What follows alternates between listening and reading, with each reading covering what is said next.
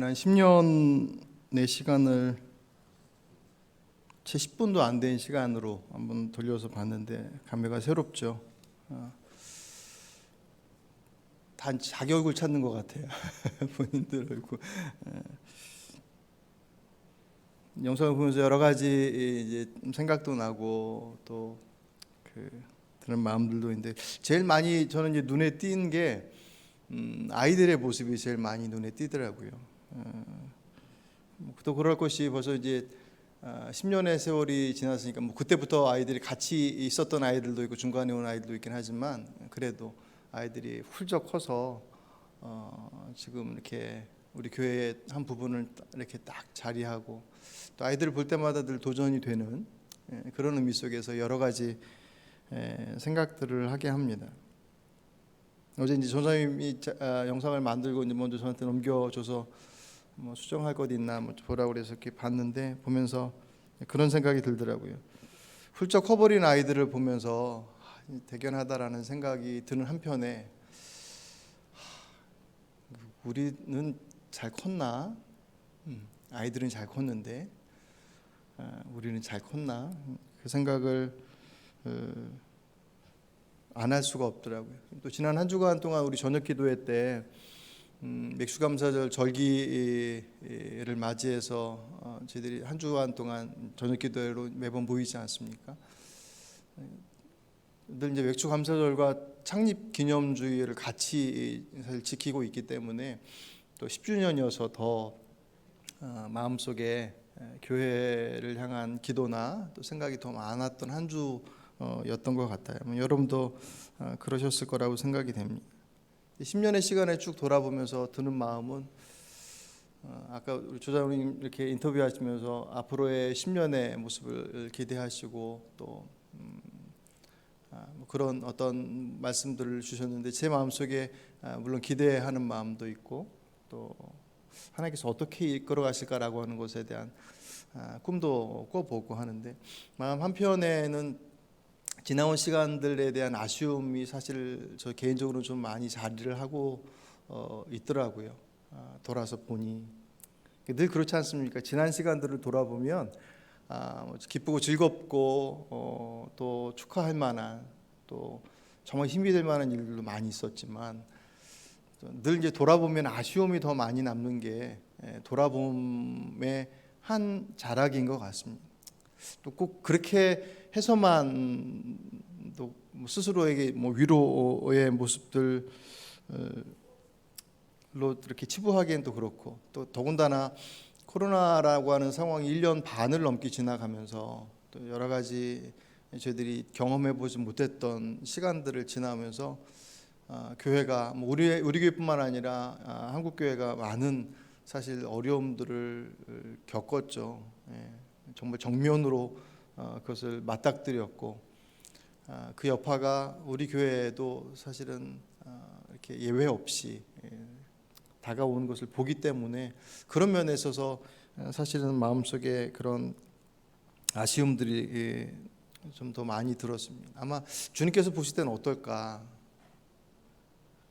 늘 주님은 그러시지만 사랑이 많으신 분이시니 그래도 수고했다, 애썼다 그렇게 말씀하실 게 틀림없지만 말씀을 통해서 비춰보는 교회를 향한 하나님의 기대와 꿈의 모습을 비춰보면 사실 우리들의 모습을 이렇게 정돈하지 않을 수 없다라는 생각을 갖게 됩니다. 마태복음 16장 18절에 보시면 베드로가 또 내가 내게 이르노니 너는 베드로라 내가 이 반석 위에 내 교회를 세우리니 음부의 권세가 이기지 못하리라. 아멘. 주는 그리스도시요 살아계신 하나님의 아들이십니다라고 하는 그 고백 위에 세워진 그 교회는 감히 음부의 권세도 건드릴 수 없을 만큼의 권세를 가지고 있다. 교회의 주인이신 그분께서 선언하신 장면이거든요. 그에 비해서 우리가 가지고 있는 현재 교회의 모습은 그 어마어마한 권세를 받았음에도 불구하고 어떤 면에 있어서는 우리가 그 권세를 위임받았음에 대한 것을 알지 못하기도 하고 가지고 있었던 것을 놓치기도 하는 그런 모습들을 사실 보게 되죠.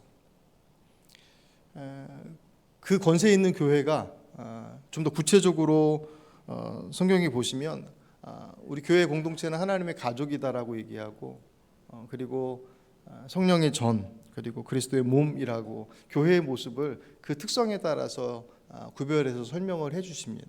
그것마다 각자가 가지고 있는 그 교회의 모습들이 분명히 있죠. 하나님의 가족인 이유는 우리가 다 출신도 다르고 뭐 다 다른데 형제님 자매님 뭐 이렇게 부른 뭐 이렇게 익숙하지 않은 표현이긴 하지만 우리가 가족이라고 고백하는 가장 중요한 이유는 정말 가족처럼 사랑하기 때문에 물론 그런 모습도 있긴 하겠지만 가족의 이유는 우리의 사랑이 크기 때문에 가족이 아니라 하나님이 우리 아버지 되시기 때문에 그렇기 때문에 사랑하는 것이고 섬기는 것이고 가족처럼 가족으로 그런 의미에서 있어서 교회 공동체는 하나님의 가족입니다.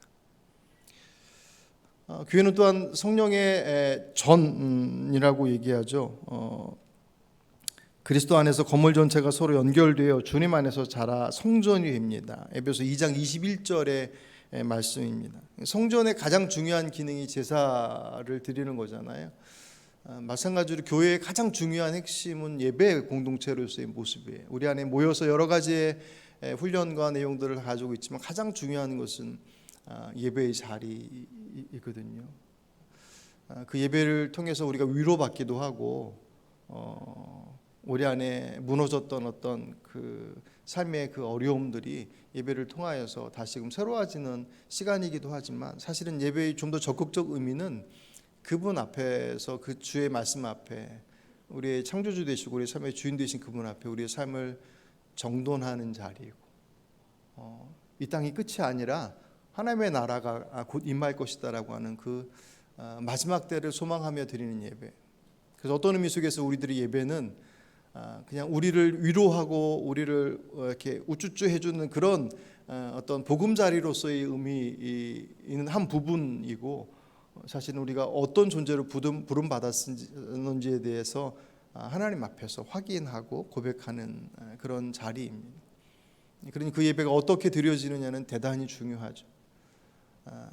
그것이 우리가 하도 이제 말씀 속에서 바리새인들과 율법 교사들이 어떤 형식적인 그들의 종교 행위로 인하여서 신앙의 행위 자체의 의미들을 사실 많이 좀 이렇게 깎아내리듯이 설명되긴 하지만 그 예배는 우리가 드리는 오늘의 예배, 뭐 오늘이 맥주감사절이고 또 창립 10주년이기 때문에가 아니라 우리들의 모든 예배는 그분 앞에서 왜냐하면 뭐 새벽 예배가 됐던 창립 기념 예배가 됐던 일상적인 예배가 됐던 예배의 대상은 하나님이시니까 그런 의미 속에서 우리들의 이 공동체는 예배 공동체로 부름받았습니다. 또 하나 말씀드린 것이 그리스도의 몸이라고 그랬죠. 에베소 1장 23절 교회는 그리스도의 몸이요 만물에서 만물 안에서 만물을 충만케 하시는 분의 충만함이니라.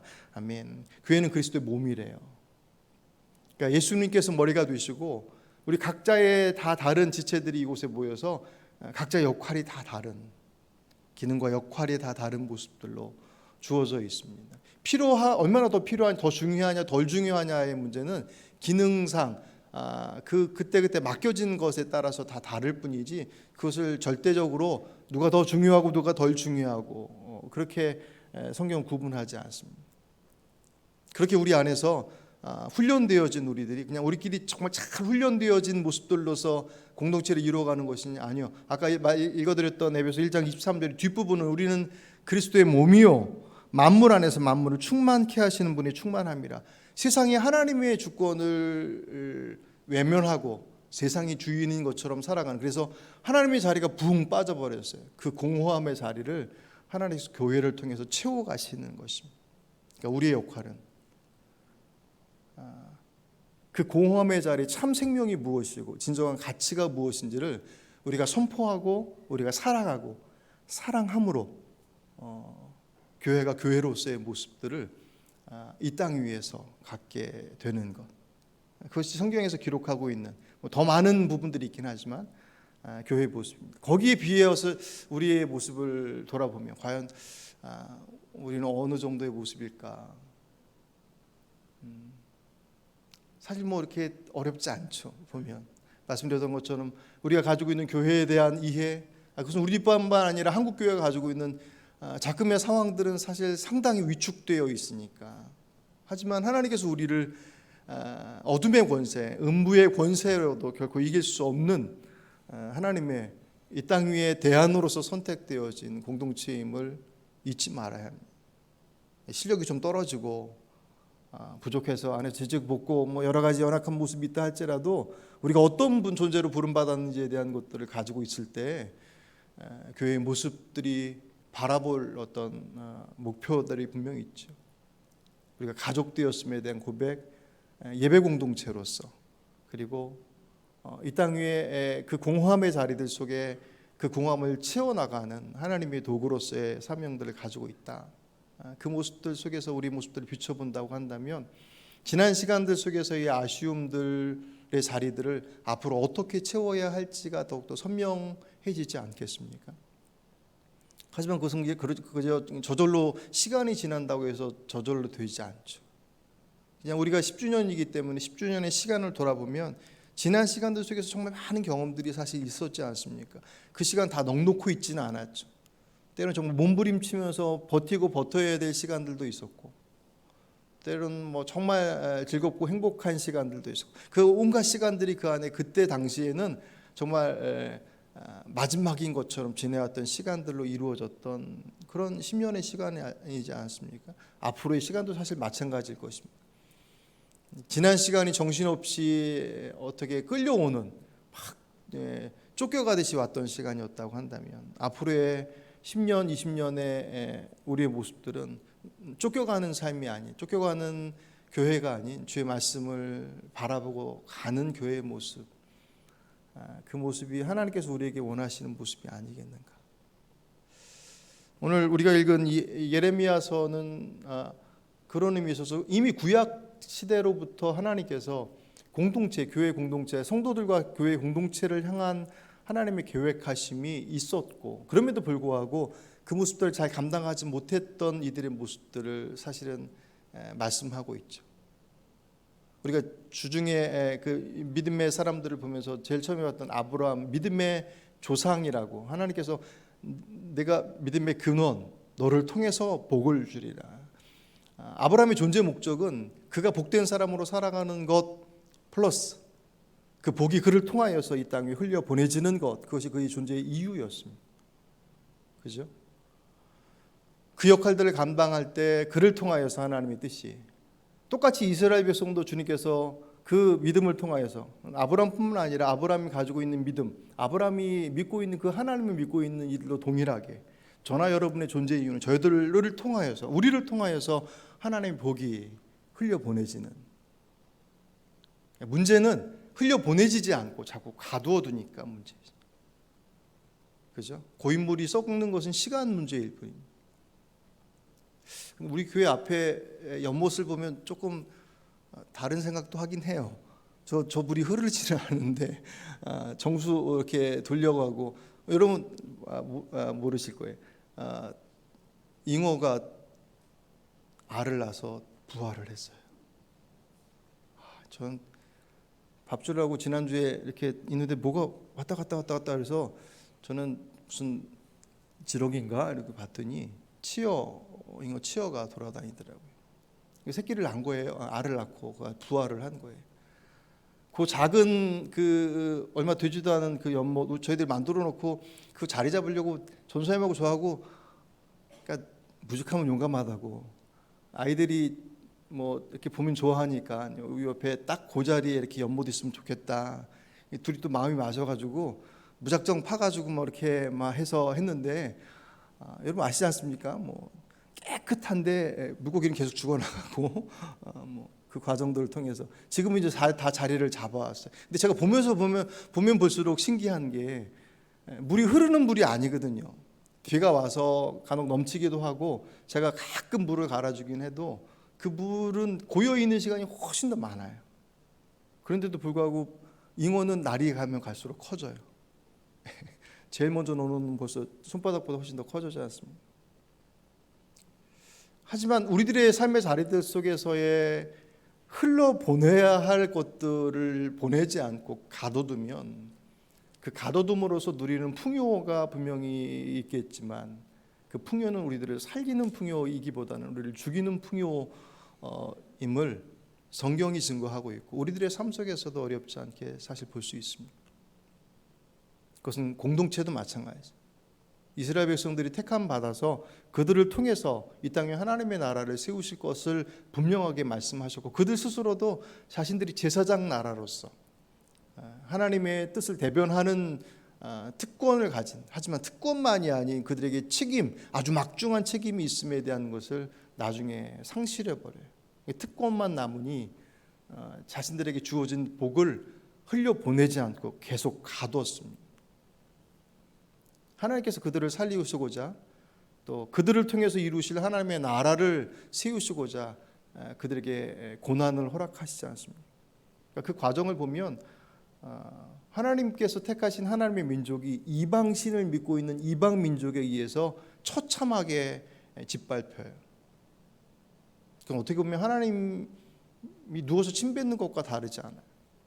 이 땅을 창조하시고 주관하시는 그 주인 되신 하나님께서 택하셔서 그들을 통해서 하나님의 나라, 하나님의 뜻이 이루어질 것이다라고 만방에 선언하셨는데 그들이 이방신을 믿고 있는 우상을 섬기고 있는 나라들에게 철저하게 짓밟히는 장면, 그것을 허락하심은 오히려 그 모습이 얼마나 하나님께서 그들을 사랑하셨는지 또 그들을 통해서 구원하실 이 땅을 사랑하셨는지를 알 수가 있죠. 오늘 보면은 그들의 회복되기를 원하시는 주님의 말씀이 예레미야 선지자를 통해서 던져집니다. 오늘 1절 말씀 보실까요? 여호와께서 이르시되 이스라엘아 내가 돌아오려거든 내게로 돌아오라. 아멘. 네가 돌아오려고 돌아온다라고 하는 것은 네가 그 본래의 모습들로 회복하기를 원한다고 한다면 어떻게 해야 되느냐? 내게로 와라라고 말씀하셔요. 거꾸로 얘기하면 그들은 돌아오는 그 위기를 극복하기 위해서 그들이 선택했던 것은 하나님이 아닌 그들의 삶에 풍요를 줄 수 있는 것, 그러니까 우상에게 손을 내밀었고 그 위기의 상황들을 벗어날 수 있는 길을 주 앞에 찾지 않고 주변국의 도움을 청해서 외교적 관계를 통해서 그 문제를 풀어가려고 했습니다.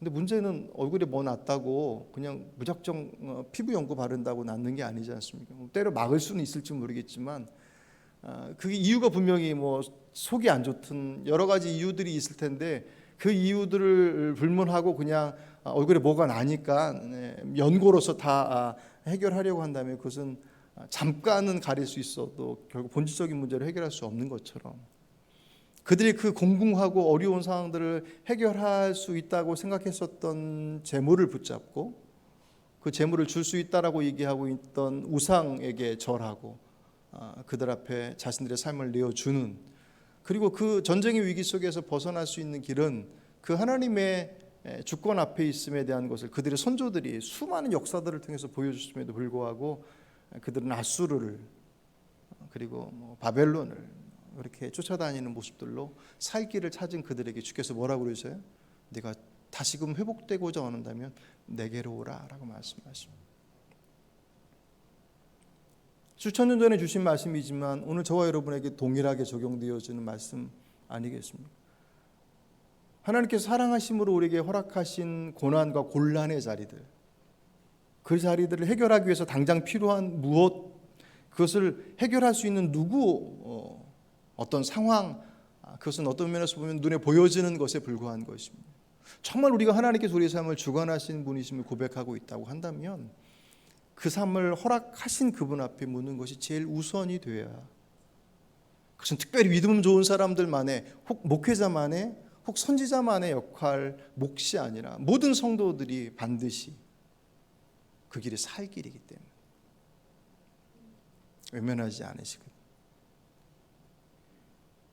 그 돌아오는 길을 오늘 본문의 4절에 이렇게 표현합니다. 3절에 여호와께서 유다와 예루살렘 사람에게 이와 같이 이르노라 너희 묵은 땅을 갈고 가시던 물에 파종하지 말아라.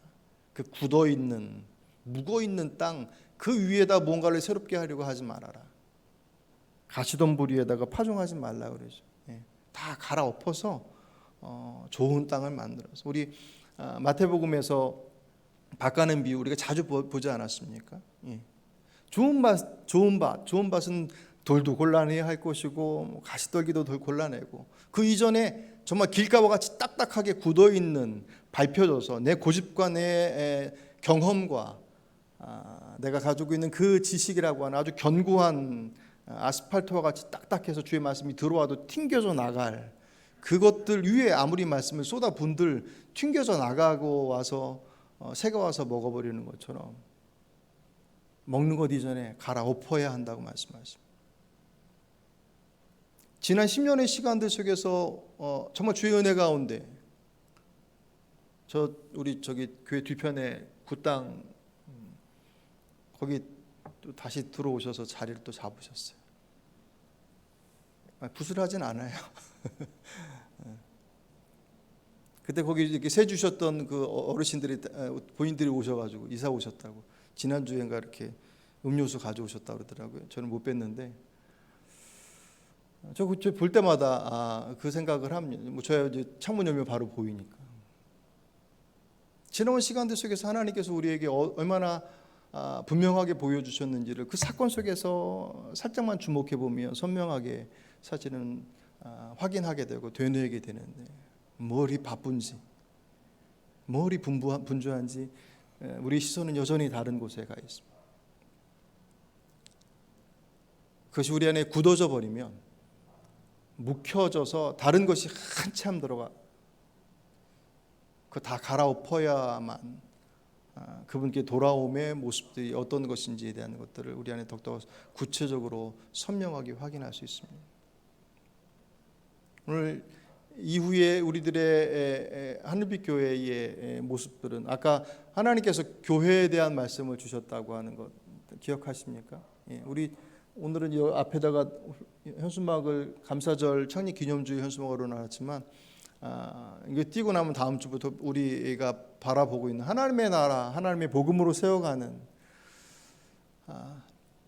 주의 나라의 주의 공동체는 하나님의 가족이고, 그죠? 우리가 사랑이 많아서 가족이라고 얘기하는 것이 아니라는 것 유념하십시오. 가족이기 때문에 사랑하는 것입니다. 우리 아버지가 하나님이시기 때문에 여러분의 지체들이 여러분의 가족이 되는 것입니다. 가족과 같이라고 얘기하지 않고 가족이다라고 말씀하세요. 주님께서 머리 되심이 그 고백 속에 있을 때 서로 다 다양한 생각과 다양한 모습과 일의 방식들의 그 혼잡함 속에서도 그것이 마치 이렇게 아구가 맞는 퍼즐이 쫙 맞춰져가는 그 이유는 우리들이 입을 잘 맞춰서 말을 잘 맞춰서가 아니라 우리 주인 되신 우리 머리 되신 그분의 말씀 앞에 모두가 순종할 때 우리의 서로의 다름은 서로에게 고통을 주는 자리가 아니라 서로의 연약함의 자리를 채워주는 아주 기가 막힌 자리가 되어집니다. 그렇게 훈련되어진 우리의 모습들이 이 땅 위에 우리에게 주어진 이곳 위에 우리 지난주부터 시작한 반찬 나눔의 자리들이 어떤 면에서 보면 지역 안에서 우리에게 주어진 실제적인 삶의 시작으로 물론 그 이전에 산발적인 모습도 있었긴 했지만 그런 모습들이 우리 안에 있어서 더욱더 선명하게 그 공동체가 하나 되어짐의 모습들을 통해서 존재의 목적이 하나님의 복이 우리를 통해서 이 땅에 흘려보내주는.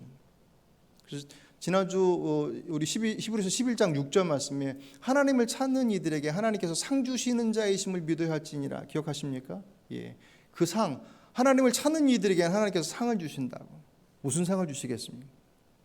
가장 큰 상이 뭐겠습니까? 생명이죠. 생명이죠. 우리를 통해서 우리의 모습을 통하여서 우리의 그 작은 손길이지만 그 모습들이 주의 손과 발이 되어서 간 그곳을 통하여서 하나님의 모습이 비추어질 때 그들이 하나님을 찾고 그 하나님을 찾는 이들에게 주께서 그들에게 상을 주심에 구원의 상을 물론 이 땅에서도 주의 돌보심의 상이 분명히 있겠죠.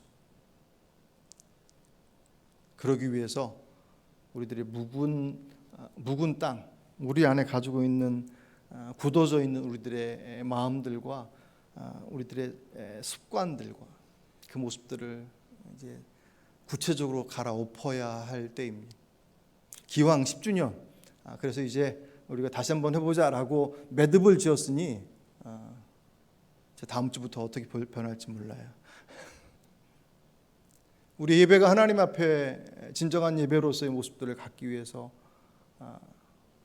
조금 더 구체적으로 우리가 가족으로서 또 우리에게 맡겨주신 삶의 자락들 속에서의 모습들을 주의 은혜 가운데 우리 안에 누리고 그것이 흘려보내지기 위해서 힘쓰고 애쓰는, 그래서 우리의 앞으로의 시간들이, 지나온 시간들의 아쉬움들을 디디고 올라서서 잘 갈아엎어 좋은 씨앗이, 주의 말씀의 씨앗이 잘 심겨져서 마태복음 말씀처럼 30배, 60배, 100배의 주께서 부어주시는 은혜가 우리를 통해서 경험되어지고 흘려보내질 수 있는 그런 복된 믿음의 공동체가 되기를 소망하며 주의 이름으로 축복합니다.